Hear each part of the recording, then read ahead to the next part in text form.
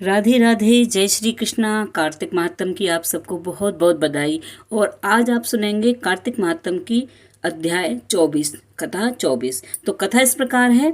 ऋषि पूछने लगे, हे सूत जी, बड़े आश्चर्य की बात है कि अदिति अग्नि में नहीं जली। तब सूत जी ने कहा, इसमें आश्चर्य की कोई बात नहीं।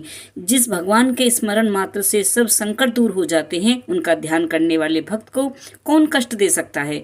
जब अग्नि शांत हो गई, तब चक्र सुदर्शन धारण करने वाले भगवान स्वयं अदिति के सामने प्रकट हुए और उन कहा कि हे देवता, तुम्हारे इस कठिन तप एवं अत्यंत प्रसन्न हैं हम, इसलिए वरदान मांगो, तुम्हारा कल्याण होगा। तब अदिति ने हाथ जोड़कर भगवान की स्तुति की, हे भगवान, आप मेरे पुत्र की रक्षा कीजिए। हे भगवान, आप अंतर्यामी सब कुछ जानते हैं, अतः मेरे पुत्रों को आप आंकटन राज्य दीजिए। अदिति के ऐसे प्रेम भरे वचनों को सुनकर भगवान कहने लगे, हे देव माता, हम तुम्हारे यहाँ जन्म लेकर तुम्हारे पुत्रों की रक्षा करेंगे।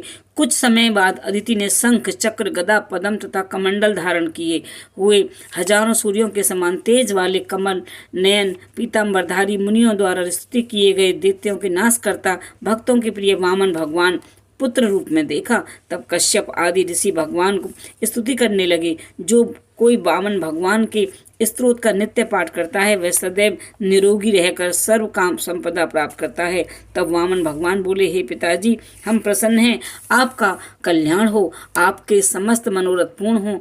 हमने आपके यहाँ 2 बार जन्म लिया है और आगे भी आते रहेंगे। इतना कहकर भगवान ने बाल रूप धारण कर लिया। उधर राजा बलि ने शुक्राचार्य को अपना आश्चर्य बनाकर बड़ा भारी यज्ञ प्रारंभ किया, जिसमें लक्ष्मी जी सहित हवि ग्रहण करने के लिए भगवान विष्णु का आवाहन किया। ऐसे समय भगवान विष्णु ब्रह्मचारी के रूप में यहाँ पर आ गए। भगवान के इस रूप को देखकर ऋषि लोग ज्ञान दृष्टि से उनके पहचान गए और उन्हें देख श्री शुक्राचार्य ने राजा बलि को एकांत में बुलाकर समझाया। तो इस तरह कथा समाप्त होती है। कार्तिक मातम की सारी कथाएं चैनल पर अपलोड हैं। गोपिका अष्टमी का पूजन कैसे करते हैं, आंवला नवमी का पूजन कैसे करते हैं, तुलसा जी का विवाह कैसे करते हैं, सारी वीडियो आपको चैनल पर मिलेंगी। तो आप हमारे चैनल पर बने रहिए। आप हमारे चैनल पर विजिट करेंगे तो कार्तिक मास प्ले लिस्ट को चेक कीजिएगा। उसमें कार्तिक मास की सभी पूजा पाठ, दान, स्नान, दीपदान सबका महत्व मिलेगा और सबके वर्णन मिलेगा। तो चैनल पर विजिट कीजिए और वीडियो अच्छी लगे तो लाइक कीजिए, शेयर कीजिए और कमेंट्स बॉक्स में राधे राधे लिखना ना भूलिएगा। राधे राधे लिखने से ही कल्याण होता है। कलयुग केवल नाम अखारा। अगर कलयुग में सिर्फ आप नाम जाप करते हैं, स्नान करते हैं, दीपदान करते हैं, तो आपका कल्याण होता है, वैकुंठ की प्राप्ति होती है, मोक्ष की प्राप्ति होती है, भगवान की कृपा मिलती है और हमारे पिछले जन्म के जो पाप होते हैं वो भी नष्ट हो जाते हैं।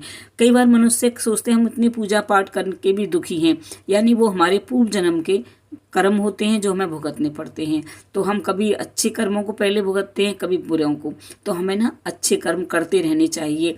अच्छे कर्म करने से कभी भी पीछे नहीं हटना चाहिए। गाय का पूजन, तुलसी का रोपण, गाय के लिए रोटी जरूर निकालनी चाहिए।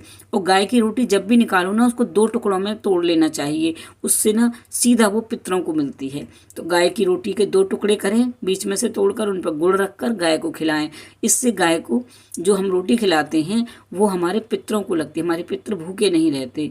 तो गाय को रोटी जरूर देनी चाहिए। चींटियों को आटा, मछलियों को आटा खिलाना, सूर्य भगवान को जल देना, सूर्य भगवान की पूजा करना। मतलब कार्तिक महत्व में इतनी सारी पूजा पाठ, दीप दान सब कुछ बताया गया है कि मनुष्य का कल्याण हो। धन्य है हमारे वो ऋषि मुनि साधु संत जिन्होंने हमारे लिए पूजा पाठ और ये सब बताया और हम उसका फायदा उठा रहे हैं। तो बने रहिए मेरे चैनल पर। राधे राधे।